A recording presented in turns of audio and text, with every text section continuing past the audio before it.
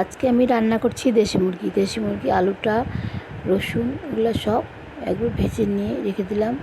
তারপরে মাংসটা ভালো করে ধুয়ে ওর মধ্যে একটু লেবু চিপে দিয়ে দিয়েছি। লেবু দিয়ে একটু মেখে ভালো করে মেখে থালা দিয়ে ঢেকে রাখবো।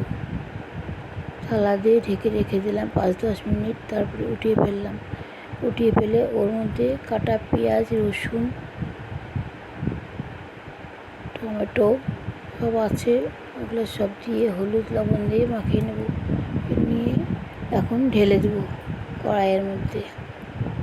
তেজপাতা, একটু পেঁয়াজ, একটু তেল ওর মধ্যে দিয়ে দিয়েছি।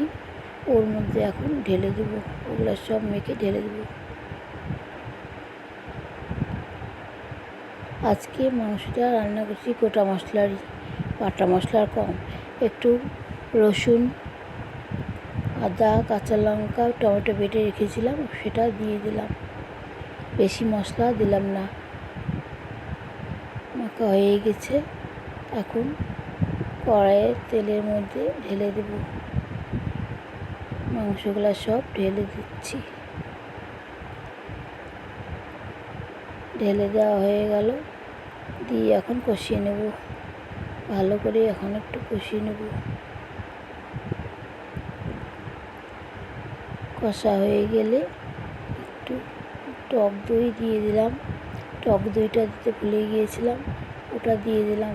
দিয়ে এখন নেড়ে চেড়ে একটু ঢেকে দেব। ঢেকে দিলাম একটু সিদ্ধ হোক মাংসটা। সিদ্ধ হয়ে এসছে, আর অল্প কিছু বাকি আছে। হয়ে এসছে মাংসটা। ভালো লাগলে একটা লাইক, কমেন্ট, শেয়ার করে দিবেন। আজকে নতুন ভিডিওটা এখানে শেষ করলাম।